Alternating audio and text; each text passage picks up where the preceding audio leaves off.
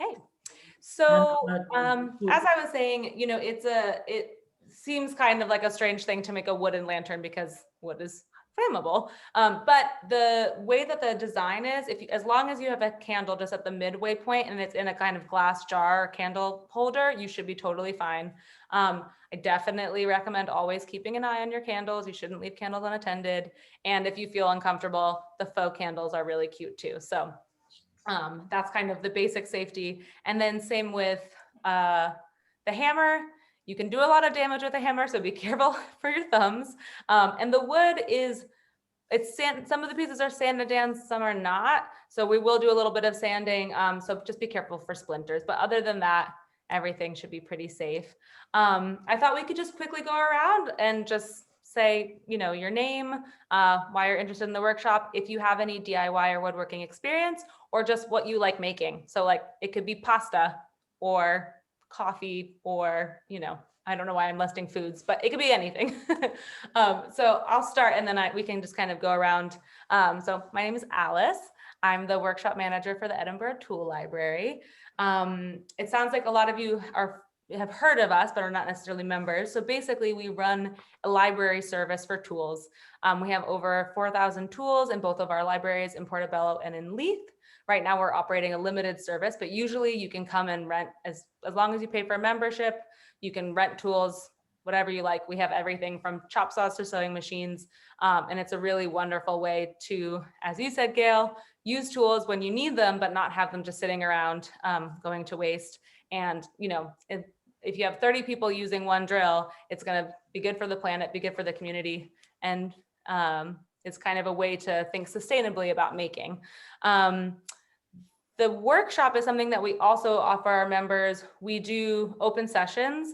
Again, the workshop is closed at the moment, but usually we have 2 to 3 sessions in each space, one again in Portobello and in Leith, where people can come work on their own projects. And then we also have kind of specialized workshops where we do things like make wooden lanterns. So this is our kind of inaugural online version of a woodworking workshop. So we'll see how it goes. Like I said, I sent you all a feedback form. So I'd love if you could fill that out, or you can just email me and we can have a little chat after this just to see how it went. You want to start with John? Yeah, sure. Yeah, John. Yeah, it was given to me as a present by my wife. We actually run workshops ourselves, creative workshops, or my wife does. I'm not particularly creative at all, which is why I'm very interested in this. So I don't make very much, apart from I do like making food. And as I mentioned earlier, we have got a place in France where there's tons of wood around, and I love using, I just love wood. I love working with wood, and I love working with old bits of wood, particularly partly because nowadays I think as a lot of people find when you go and buy new bits of wood, certainly at the local places in France, they're just dreadful. And so actually using lovely old bits of wood is great fun, yeah. Anyway, yeah, but great, thanks for putting this on, because we're looking to do the same thing. It's difficult times. And we're going to start doing some online workshops ourselves, so I can understand and appreciate the effort and the challenges. But well done. Well, if you ever want to talk about it, we can feedback with each other if you need. Yeah, great. Mark? Yeah, I'm Mark. This is Rory. We just thought it'd be a little fun Christmas present thing to do. Neither of us have any real tool or woodworking experience, so I'm starting with the basics. And is there anything you particularly like to make? What do I like to make? Lego models? Yeah, Lego models. Cool. Well, this is kind of like that. Your design skills will definitely come in handy. And Manish? Yeah, hi, this is Manish, originally from India. First time into this activity, I do not even know what is the end product because my wife registered it for me. So it would be a surprise and figuring it out as we proceed. Perfect. I like that. And is there anything that you like making? I do like making food sometimes when I'm free and I want to de-stress over the weekend. That's it. Awesome. Gail? So yeah, I'm Gail. I'm a nurse. I'm on maternity leave at the moment. My daughter Aoife is currently eating some broccoli and cauliflower at 7:15 at night, which is totally normal. And that's my husband, Ollie. It was a present that I got for Christmas. I've made, the only kind of woodworking thing that I've done before was myself and my husband went to it was like a little wooden stool making workshop back in the normal times. That was up at the Bridgend Farmhouse Community Centre, which was really nice actually. So that was kind of a day-long workshop thing in person. And that's the only kind of woodworking thing that I've done. And in terms of making stuff, I've done a bit of mostly kind of knitting, crochet type stuff. And at the moment, I just make a mess. I always make a mess, so you're in good company. Lucy, what about you? Hi, I'm Lucy. This is my first introduction to anything with woodwork. So quite excited to give it a go. Things that I've made in the past, nothing with wood, but I generally quite like kind of crafty things. So I've done a bit of ceramics, done a bit of sewing, bit of candle making and that kind of thing. So yeah, another string to my bow. Very nice, yeah. And maybe you can make us all candles for our lanterns. Maybe. I'm a total novice in it, but it's surprisingly easy to do. So, and it's quite cathartic. Yeah, I think sometimes the first hurdle is like a lot of things are surprisingly easy. It's just doing it for the first time is hard. So I'm glad we're doing it together. And Yvonne?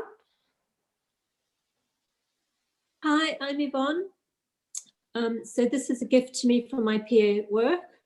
Over lockdown, I've been trying to create some new doors to my woodshed that weren't terribly successful. So this was my introduction to the tool library and to get myself into woodworking in a better way. Cool, that's very exciting. It's nice to have a goal like that too. So if you have any questions as we go on that relate to that, or if you want to email me afterwards, we can talk about those doors. Awesome.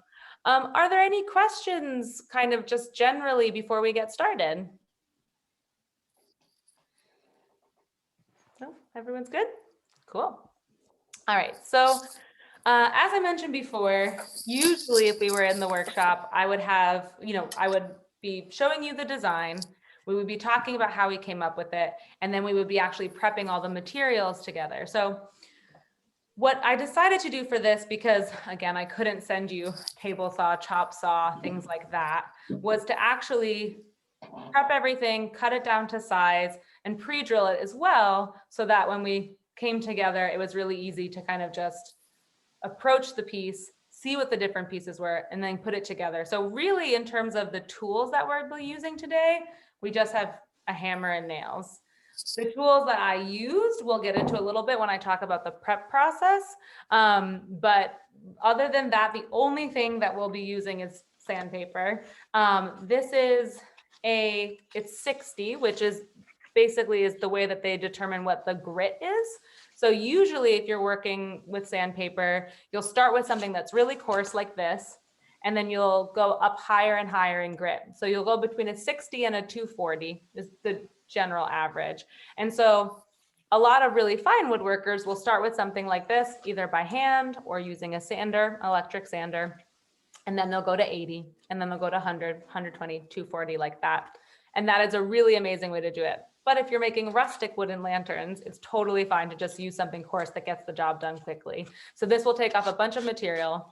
And what I was going to suggest is that while I'm talking about the prep process, if you wanted to, you can kind of go over your pieces and just do a little bit of light sanding if you see any little edges that are frayed, or if there's little pieces that have grooves or bumps in them. Does everyone have their tools and their materials in front of them? Yeah, cool. And feel free to, I see a lot of you are muted, which is totally fine. So just feel free to unmute yourself and go, no, what are you talking about?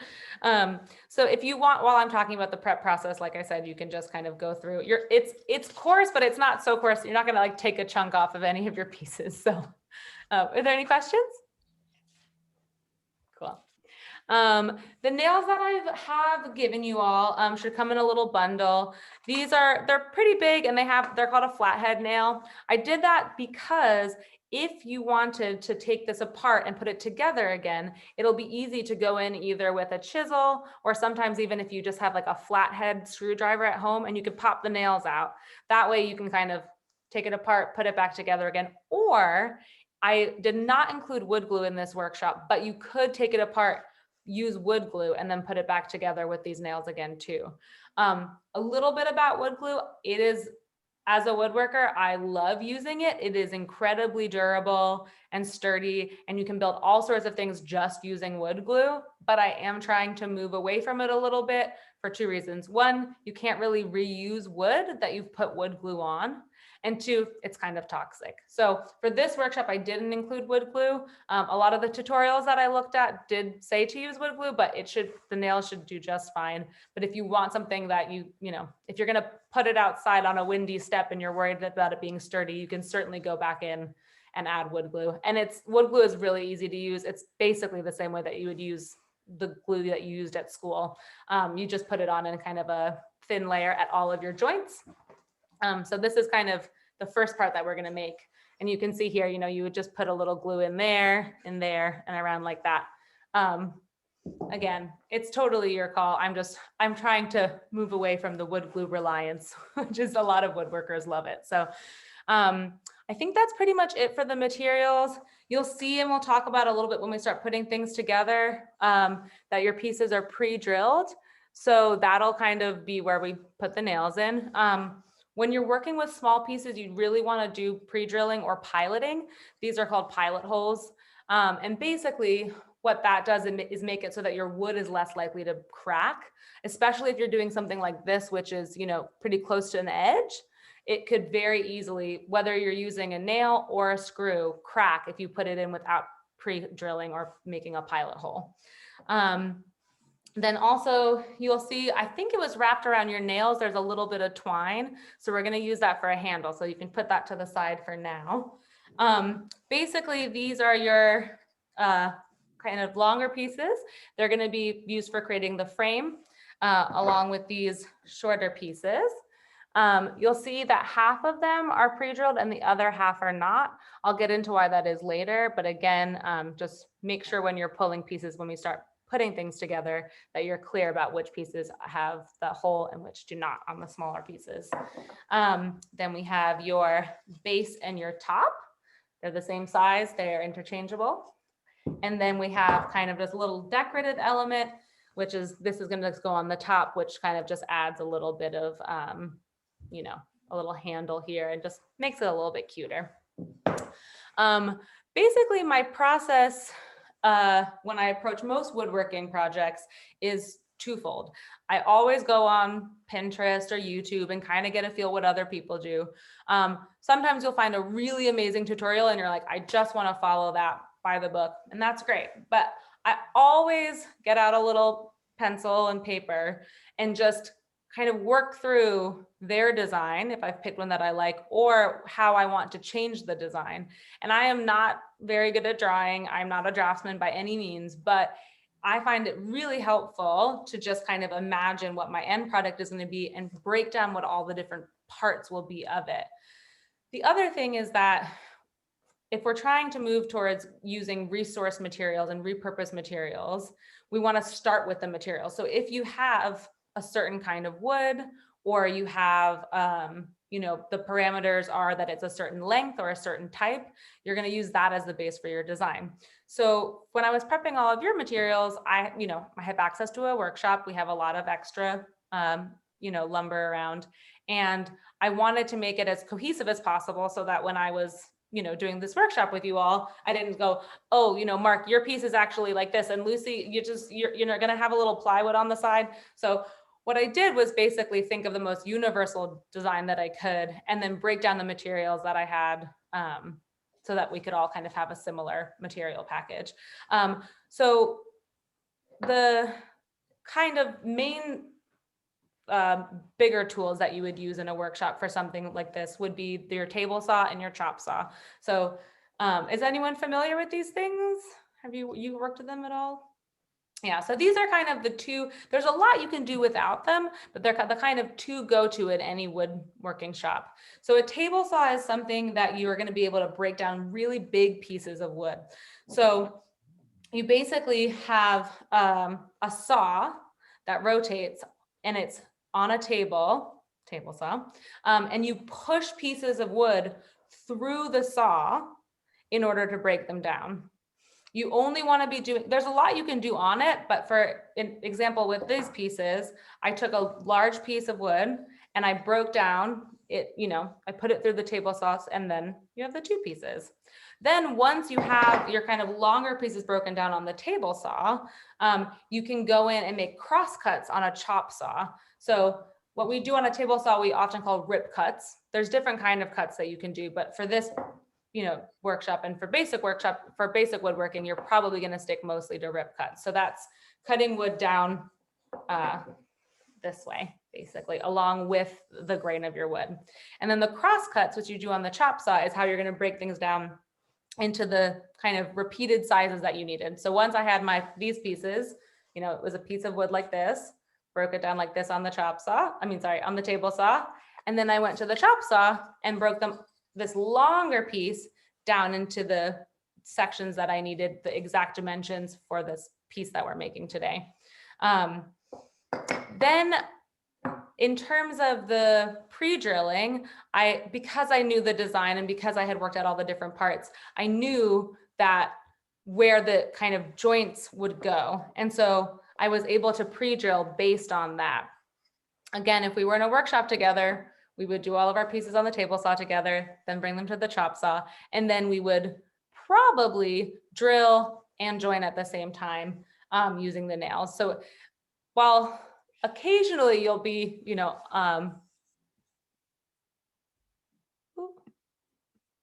sorry, was I cut off there for a second? No, you're fine. You're fine. It said I was signed out, but I'm still here.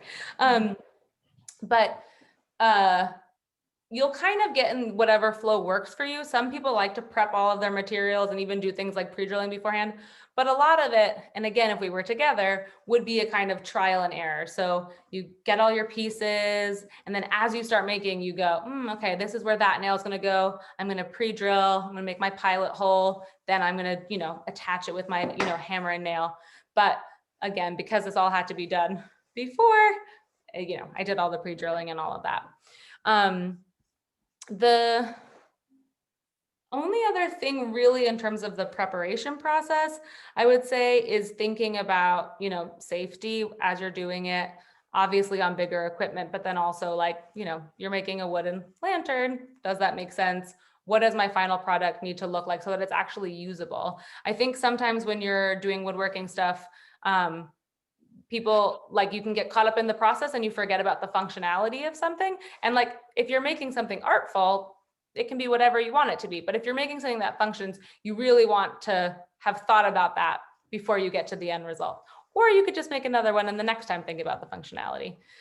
So that's kind of the overview of how I prep the materials. Is that kind of helpful, or does anyone have any questions about that? No, that makes sense. Yeah. And And hopefully we'll all be, in the future in the workshop together again, and we can talk about things, like the table saw and the chop saw more in depth, but that's just kind of a general overview. And then I think everyone has their own hammer, right? Should do? Yeah. Okay. yeah, Cool. So this is, yeah, very nice. Oh, look, we're matching. I think that one of the things that I really love about woodworking and that I'd like to explore more is hand tools. So obviously I was just talking about table saws and chop saws, and you can rent those things from the tool library, even a table saw. But it is really cool that you can do, with a handsaw, with chisels, with all these other hand tools. And where there's a will, there's a way. And I definitely encourage everyone to, especially if they're a little hesitant to use bigger equipment, to start with the basics, and hand tools can get you really far. And then you just make your design to match what the tools are that you're comfortable using. Okay, hello. Is everyone ready to get making? Do we have any questions before we get started? Yeah. It's just a hammer that we need, isn't it? Yep. Just so everything, what I would say to start is just pull out all your materials and kind of put like things with like things. So, they might have gotten jumbled around when they were getting delivered. So put all of these pieces together and then put the ones that have the pilot holes and the ones that don't together. Then you'll put your longer pieces for our frames together here. And then you should have your base and top. And then this little extra kind of decorative top here. Does everyone have everything? Mhm. Okay, cool. What I'm gonna do is probably just ask after we do a step, like give you all a few minutes to do it and then just ask if everyone's done. Again, we can pause. We have about an hour. I just wanted to give us enough time. It might go really quickly. We might have, go until 8:30, but hopefully everything should be pretty straightforward and we should be able to finish by the end. So just as a reference, I made this kind of halfway lantern. So the first thing that we're going to do is make 2 frames. So they're going to look like this and this. And then the sides will be attached this way. So if you can imagine that this is kind of what we're looking for as our end product, you'll have this frame first. We'll have 2 of those, and then we'll attach them with the side pieces. So the reason we have it just like we're distinguishing between the holes and not having holes for these side pieces is that is going to be how we attach this to our base and our top. So we want the frames that we're making now, we're going to be using the side pieces that do not have the holes. Okay. So I'm gonna, like I said, do this kind of old school like this, if that's okay. Can everyone kind of see what I'm doing? Yeah? Yeah. Okay, wonderful. Okay, so basically you want to we'll just do one at a time and then we can kind of do the second one together. So you're gonna take your 2 long pieces here. You'll see everyone's are slightly different. Again, this is all just leftover what we had in the workshop. And you'll see that there are probably on the face, I think a lot of people will have kind of this patinaed front, and then on the side, it'll be kind of more of the raw wood, but it might be different for people. So you're gonna look and see that there's about a centimeter up, there's 2 holes here. I don't know if you can see those. And then on the side, it's much closer to the bottom there. So what you want to do is have the sides that are, a foot up, about a centimeter up. You want those facing up like this. Does that make sense? There we go. And then we're going to take these, the ones that don't have holes, and they're going to go here and here. You should have a little frame like that.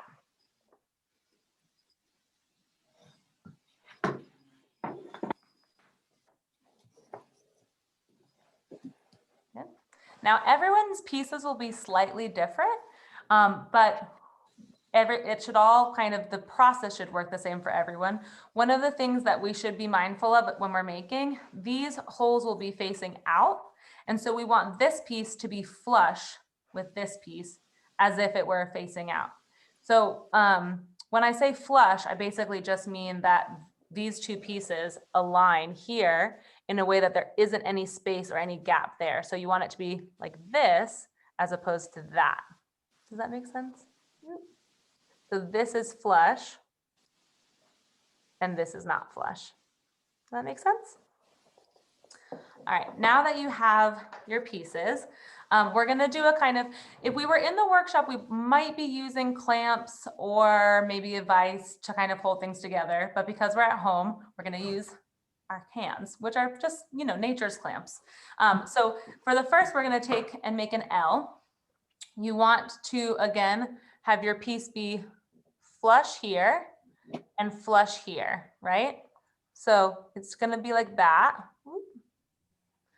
And then you're gonna hold it like this. So again, you're just making sure that this is smooth and this is smooth. And you're gonna take one of your nails, put it in the piloted hole, and then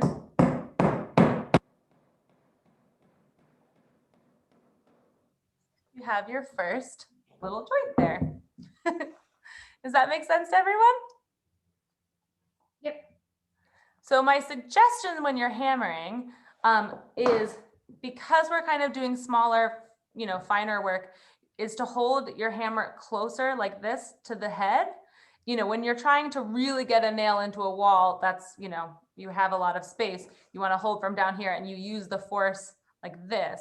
But because it's kind of small and fiddly, I think holding up here is probably better, and trying to get as squarely on the head of the nail is best.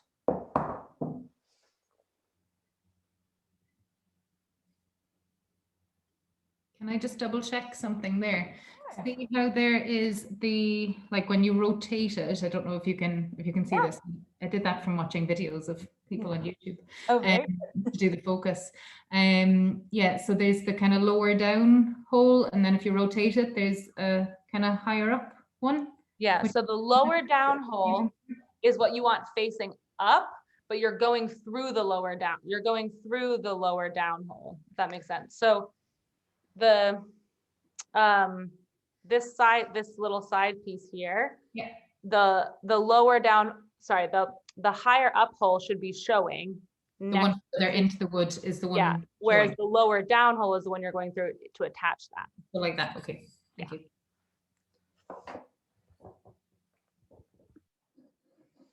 And then when you are ready, we're gonna just do the same with the other piece. So leave this one free and do the same with the other piece here. So again, lining it up so that the higher up hole is showing, with this here, flush here, and then through this hole here.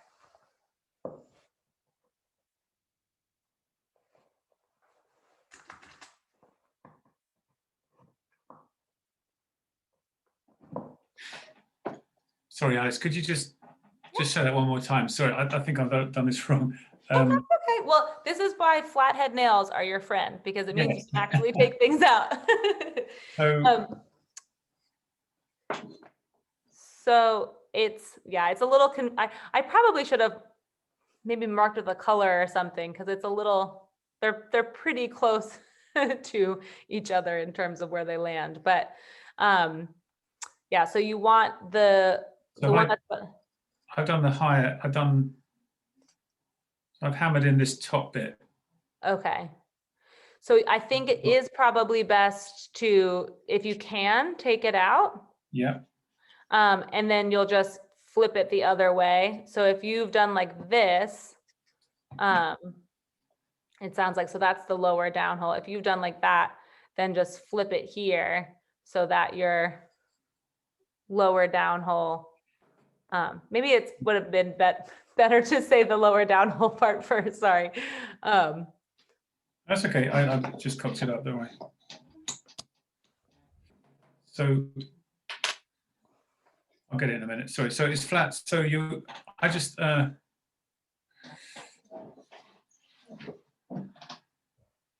sorry, I thought, so we had it an L shape, right? With the darker side facing up and the flat side of the small one facing up. Mhm. And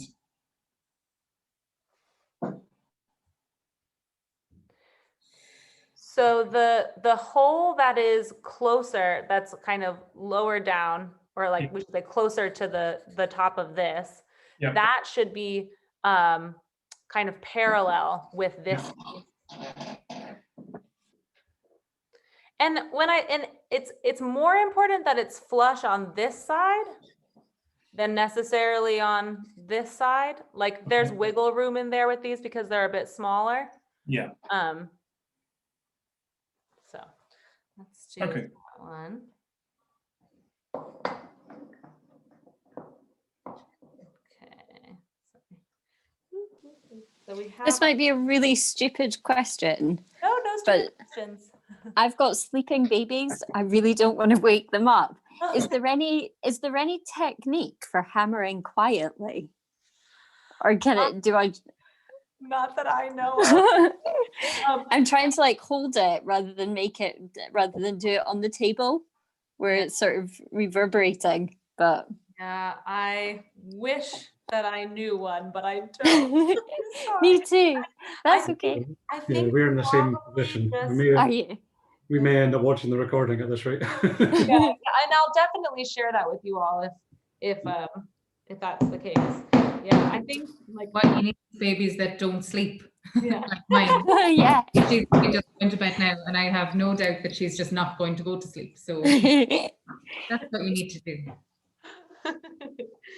I know I was thinking like maybe, and this can be part of the feedback, is like maybe having a daytime workshop is a little more social. All right, so now you have your two L pieces here, and they should come together like this. Hopefully they're flush on the same side because you've pulled them from your, laid down version. But if not, again, it's not the end of the world. This is, again, the lovely thing about making rustic woodwork is that it looks really cool when you're a little bit off. So now that you have these two pieces, is everyone almost there? Very nice. How did you do that so quietly? Were you muted? Oh, I was like, she figured it out. So now that you have your pieces, it should be pretty straightforward to be able to do the same thing, but attaching them using your nails from the side and here. So this goes here and this goes here. Does that make sense? And again, trying to keep it flush on the same side if you can, but again, it's not the end of the world.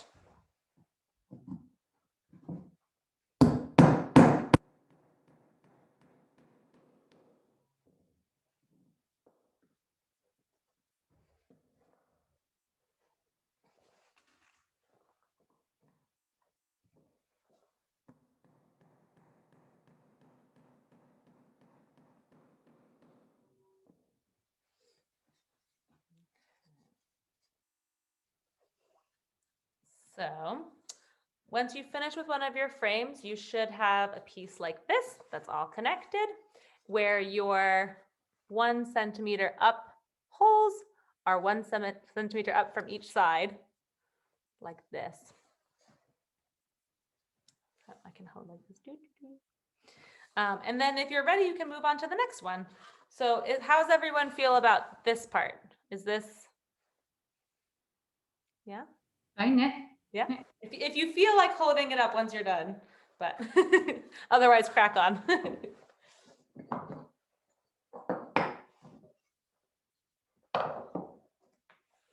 How many people live in tenements? I do, but I'm in the workshop specifically for that reason. It's fine, our neighbors hate us already. Child doesn't A sleep. little extra something on top. Yeah. They might just blame somebody else for it. They'll be like, surely the one with the baby that screams all the time isn't doing hammering. That baby is really hammering all the time. Yeah. And again, just as a reminder, we want to be using the ones that don't have the holes for these pieces. If you have used them, again, it'll be fine, but that's just a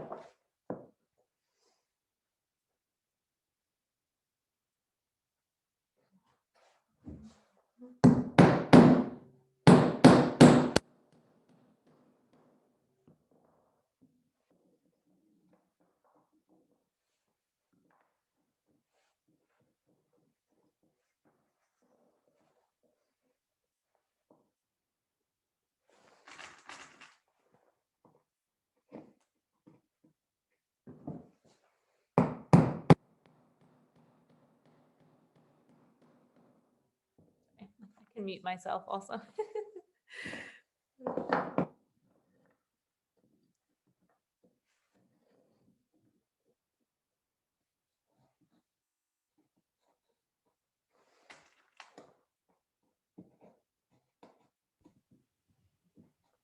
I'm short a couple of pilot holes on the one end of this one. Any tips for that? I've just kind of burrowed in a little bit with the end of the screw. Yeah. This end Oh, doesn't no. have any holes in it apart from like I just did that.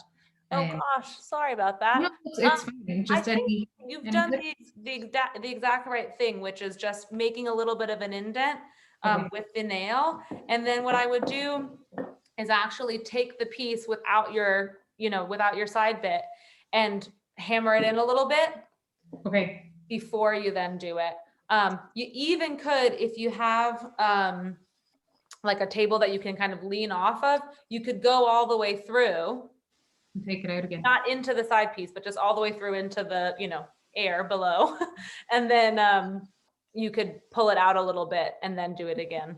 Sorry about that. Oh, sweet. You need the glue. Oh yeah. Glue. Yeah.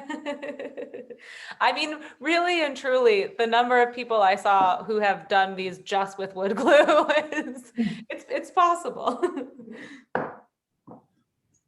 I think we are going to have to jump off because I think we're going to wake up. Oh goodness. Okay, well, we can definitely send you the recorded version that'd be good. afterwards. We might try and do this tomorrow or and, something. Or a weekend job. Yeah, and hopefully, if you don't mind filling out the feedback form, and also I'd love to have photos if you do end up making them, and we'd love to see photos of what kind of people's Absolutely, final yeah. result is. Definitely. All right. Thank you. Thanks so much. Bye. Okay. Yeah, I think when you're used to working with like heavy machinery, like chop saws, you're like, hammering's not that loud, but it is quite loud, isn't it? Mute for a second.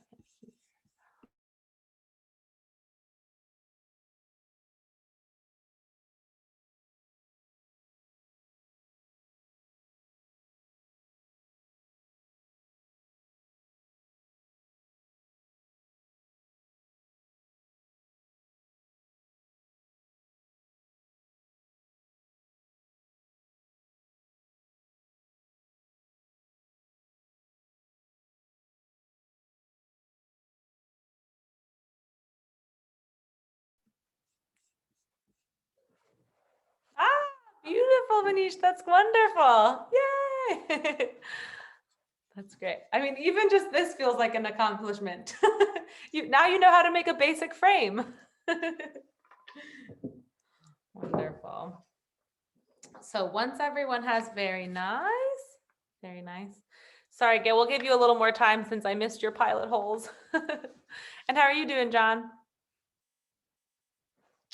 Very nice. Wonderful. So as you probably guessed, the next thing will be to attach these. And the second holes that you'll have seen that hopefully weren't too confusing will be how we'll be doing that. So what I would suggest is taking, these, I'm going to do this again. So we'll have these pieces with the hole goes all the way through, so it doesn't matter which way you do it. You want it on the interior. So if you, like me, have a little bit of space here, that's going to be the interior. So you'll have the two frames facing each other with the sides that you obviously don't want people to see as much. And then with your side pieces, you're going to put them in like this, and then your second frame is here. Does that make sense to everybody? Gail, how are you doing? Yeah, so I've got these two. I'm just looking. So we're using the ones with the drilled holes now. Yes. What direction did you say? I was hammering the last bit. Oh, that's okay. So they should be drilled all the way through. So it shouldn't really matter which one. And then, so basically, so you can envision it, it'll be like this, and then we'll put it on our base and our top. So how I would go about doing it, again, using our hand clamps, is to just start with one like this. The best way for you to see that. Here, again, keeping it flush to the side. You should have, again, your pilot hole there. And this is a little bit more finicky just because you are working with more material on this side, but you should be able to kind of line it up flush there. And then just kind of with the pressure of your hand, take a nail, put one in, and then go kind of around. And so do the next one, maybe catty cornered here like this, back here, and then, you know, finish the rest of them. So by the end, you'll have all 4 of these side pieces sticking out. Does that make sense? Yep. And if it takes a few goes to kind of get them flush, that's not the end of the world either. It can be a little fiddly when you don't actually have clamps.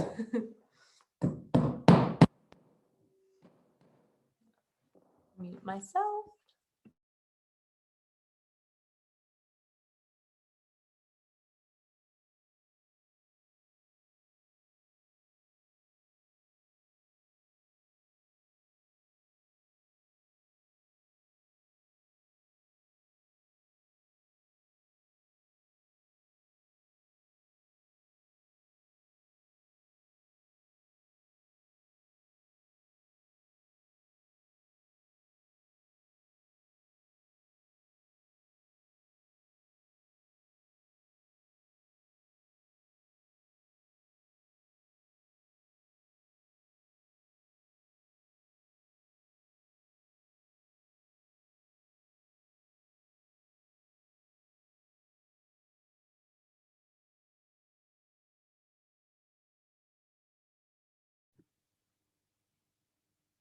It is quite strange, everybody being muted, isn't it? I mean, obviously nobody really wants to listen to all of the bang, bang, banging in stereo because we're not in a workshop, but it is a little bit.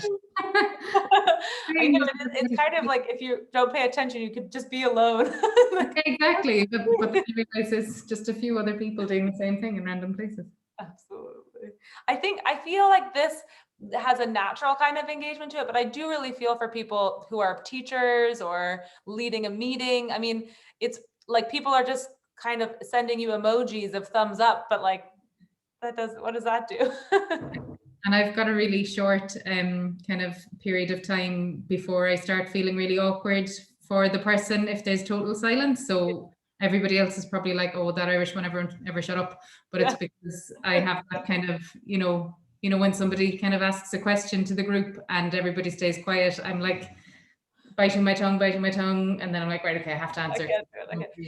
At the risk of sounding like I'm completely stereotyping, I am also Irish and also have this habit. I'm like, is it a thing? Is it a cultural thing?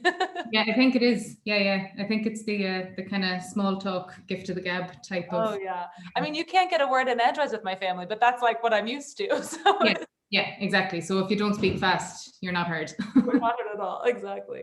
And if you're finished with that side, then you can just flip it and then put this piece here and then just continue. At this point, it probably matters less which order you do them in, but you know, you can just kind of go around like you did on the last one.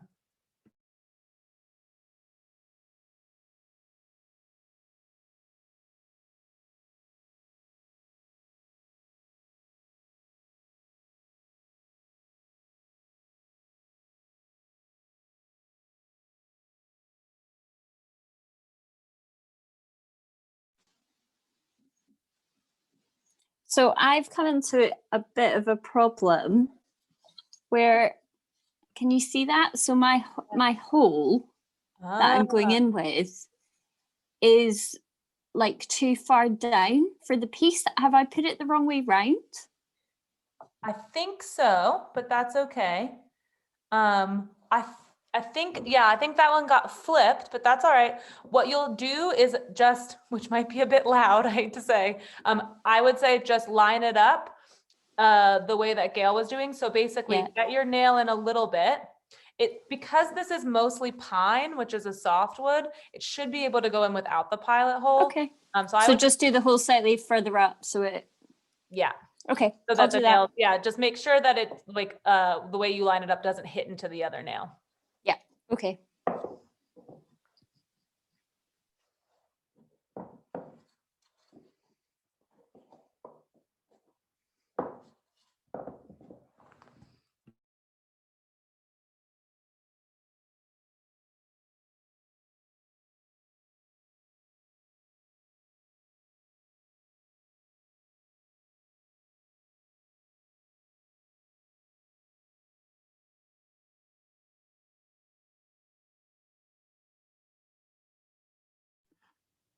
I'm glad it's all been pre-acknowledged that this is a rustic lantern as well. Yes, yes. Rustic is very, very much the key on my part anyway.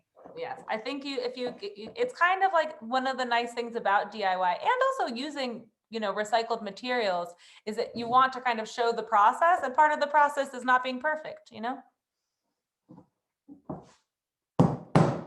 Sorry. Mine is definitely rustic. It's fine, it's in the title. it's I think anyway, maybe it isn't. Was it in the title of the workshop? it's in my title. Okay, yeah, me too. That's fine. Okay,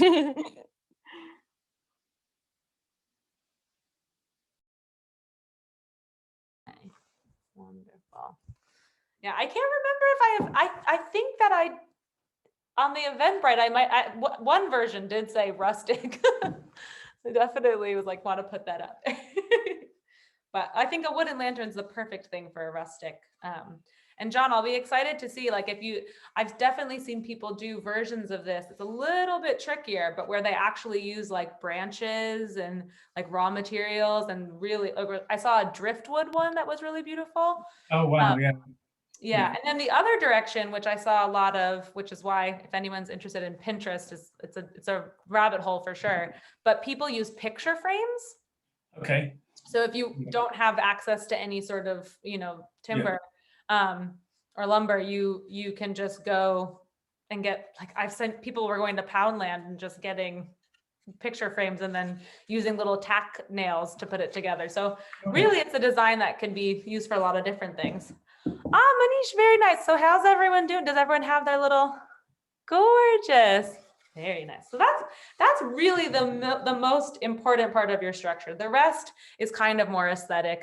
Obviously a bottom is helpful so your candle doesn't, go directly on the table. But I have seen that some people just do these kind of basic ones, for weddings and parties and things like that. That is kind of just like a little centerpiece. So that is great. You all have done excellently. Lucy, do you mind if we kind of push forward? Is that okay? Yeah, of course, go for it. Yeah. None, you'll be able to catch up with us quickly. So basically now we're going to be adding the base and the top. Again, they should be interchangeable. And this is where our little pre-piloted holes come in handy. Again, if you wanted these to be extra secure, you could go in with wood glue and do a little bit of wood glue along the base here. And then you could also do an additional nail on the other sides. Again, as we've seen from some of the pilot holes that I've missed, you're able to get in through the wood pretty easily, even if you don't pre-pilot. Again, it's most of what we're working with is either pine or plywood. So with the base, you're basically just going to want to, pick whichever side you want to be facing up. And then we're going to kind of center this. It can be, if you have a measuring tape and you want to be exact, but I usually, when making rustic things, just eyeball it. So you just don't want it to be hanging. You want to create a little ledge, and that little ledge to be kind of, about the same all the way around. And then you're just going to take your nails, again, in the pilot holes. This is a little bit of a funny one, just because, again, we're doing these kind of tiny little hammering instead of kind of big wallops. And it will be a little bit funny to get your hammer, depending on how big your hammer is, into here, but you should have just enough space to be able to kind of tap it in like that. Does that make sense to everyone? Can I just check? Can you hear me? Sorry. Yeah. Yeah. So it's the two, we've got 3 bits of wood, obviously. It's not the smaller one, it's the two. And there's one, got one with a kind of design on it. Is that just happens to be? Oh yeah, that's just a little just warping in the wood. So it doesn't matter which one, yeah, you're saying? No, they should be interchangeable, but do know that the top, whichever you choose as your top, that will be what's seen. And then same for the base. Not a lot of it will be seen, but some of it will be seen. Okay.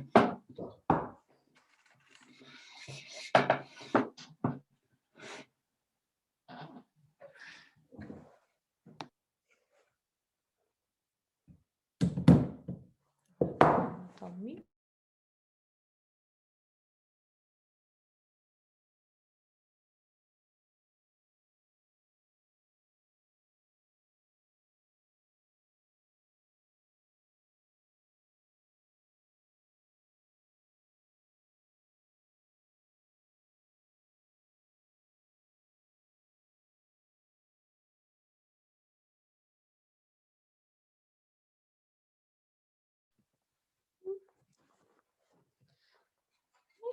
You should have something like this once you have your base on there. And then you're just gonna do the same, just gonna, you know, do the same with the top. So you're gonna put your top on top and then flip it. So you can do the same like that.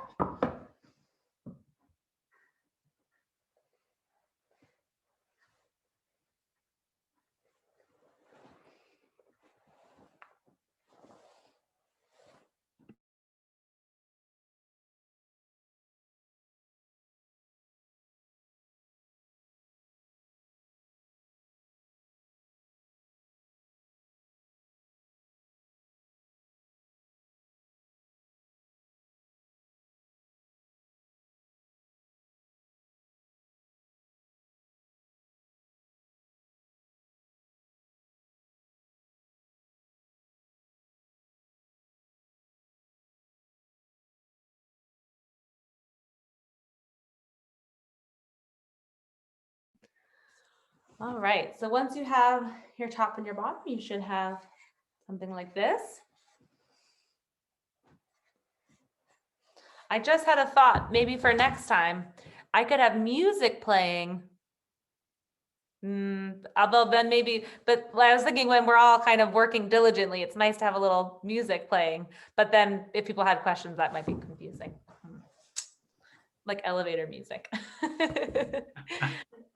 All right, so now that you have this or close to having this, how's everyone doing? Ah, beautiful, look at that. Again, that's a nice object just in itself, gorgeous.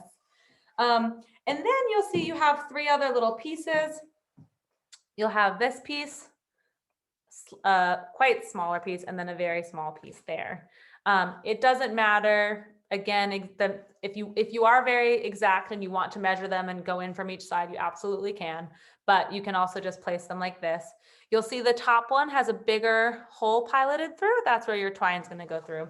And then this is basically just, you know, have it be top up, and you're going to go through your pilot holes on each side, kind of square it up there in here, and then just stack, nail it in, then the next one, nail it in, and then your final one, nail it in. Does that all make sense? Great. Yeah. I think I'm probably going to have to go because my daughter is refusing to go to bed on the other side of the flat. So I'm just I wonder why. You're being so quiet. Yeah. So but it's all fairly straightforward from here, isn't it? It's just absolutely. And then you just put this little twine through your top piece there. Great. Yeah. Wonderful. Thank you so much for joining us. And I will follow up with an email just with that feedback form. And if you do finish and want to take some photos, that would be lovely. Perfect. Thank you so much. Sorry now for running away early. Oh, not at all. And when we open again, please come by, you know, either for memberships or workshops or whatever. We have lots of different things and we'd love to have more people involved. Sounds great. Thank you so much. Cheers. Yeah. Have a good one. Bye. Bye. Bye.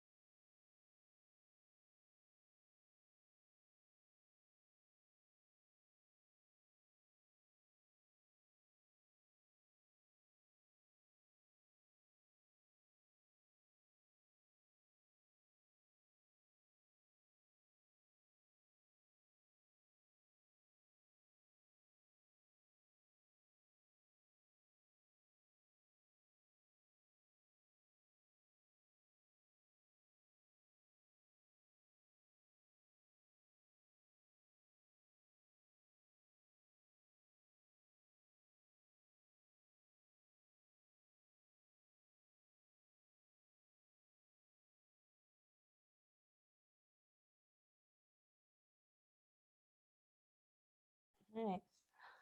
All right, John, are you finished? Yes, I think so. Very nice. So you say the twine just goes through? Yep, it should just fit through this little hole Okay. here. And you can tie it off for that final rustic touch.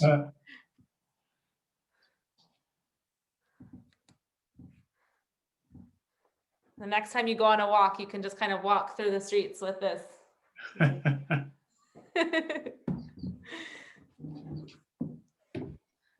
How are you getting on, Manish? Are you finished too? Let's see. And then what sort of, I'm sure you'll say, but what sort of light would you, I mean, what sort of candle or what sort of light would you suggest? Or Yeah, so that's, I was saying before about from a kind of a safety perspective, definitely something that's in glass. So either like I'll use just, you know, leftover jars that I have. Yeah. And it should be tall enough that as long as the candle is halfway point, so I wouldn't do anything in Okay. this top half, as long as it's in the bottom half. Yeah. I wouldn't do anything like tea lights unless it's in a glass, you know, in a little jar. And then, you know, it is wood, but I definitely, I never leave candles alone. I have heard too many stories. So I would definitely say if you have, you know, you want to put it outside, like definitely put it in, they have those kind of wind, like not windproof, but there's like specially designed candle holders that are for outside. Yeah. And I think those would be okay. Okay. But also they make pretty nice faux candles these days. So like, Yeah. you know, especially because it'll be kind of in this setup that already looks so rustic and unusual. I think if you got a nice faux candle in there, it would work too. Sure. All right. No, How's that's great. everyone else doing? That's gorgeous though. Look, you have a lantern.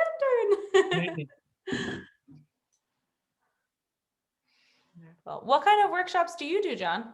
Or does your wife? Yeah, well, my wife sort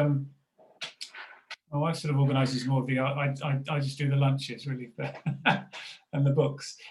She started it 2 or 3 years ago. It's kind of a real mixture. Just it's really mainly to help artists have a environment to do their, or creative people to do their workshops at home. Very cool. And it's a variety really. Yeah, it can be anything from screen printing to soap making to jewelry making. Clay, silver clay is very popular.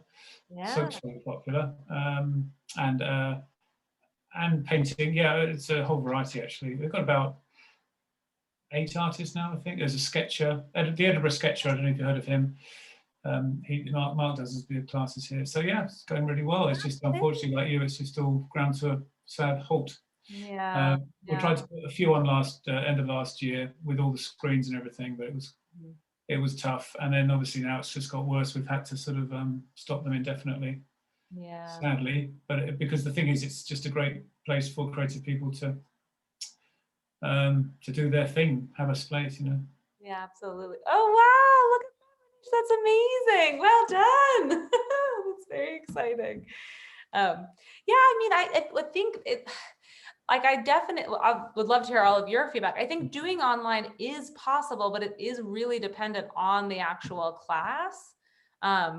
You know, so something like silkscreen printing is like, you could teach it, but you couldn't offer the materials, I don't think. So it's kind of figuring out, I think that's the big thing is like, what's the value of like learning a skill and also trying to make it accessible for people without having to make, you know, bend over backwards, making packages or getting tools to people or, but I've seen people, I don't know if you're familiar with We Make Edinburgh, but they do a really wonderful job of like making material packages and do a lot of online stuff. So, but we should, I mean, I think I have your wife's email from the Eventbrite. So we should definitely connect and swap ideas. How are you feeling about your lantern, Manish? Are you happy? Yeah. Yeah, of course, very happy. Yeah. That's your first woodworking project, right? Yeah. It was a good stress buster also. I got to hammer something else. Yeah, exactly. I mean, and this is something that you really could make a variation on it. Just, you know, I know one of the things that people are always like looking for in Edinburgh is pallets.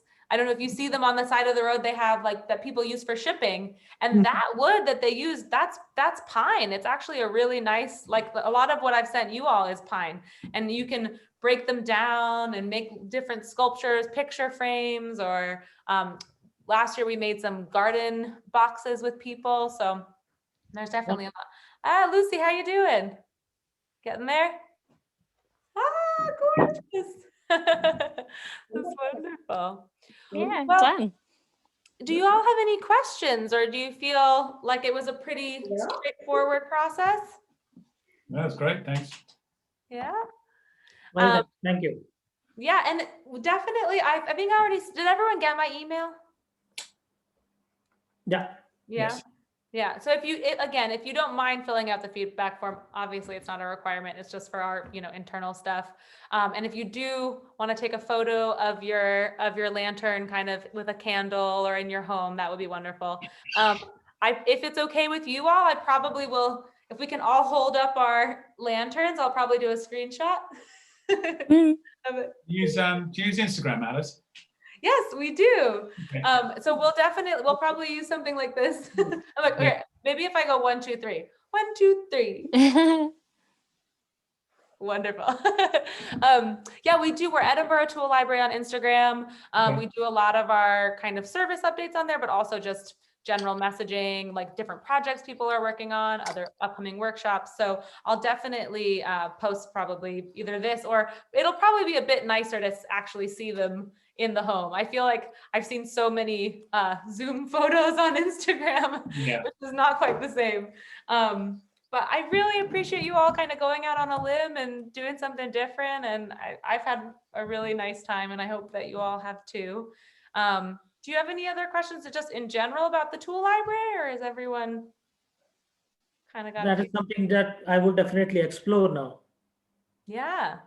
Yeah. I mean, I think probably on the Eventbrite, you have all of our links and everything.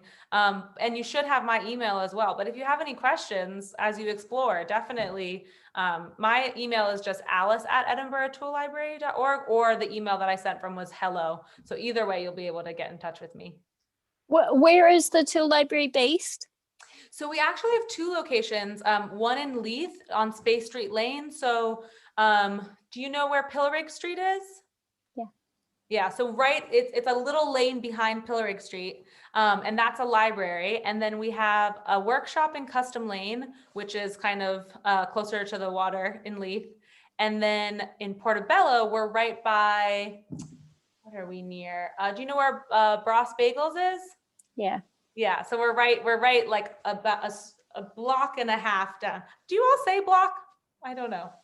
Around the corner.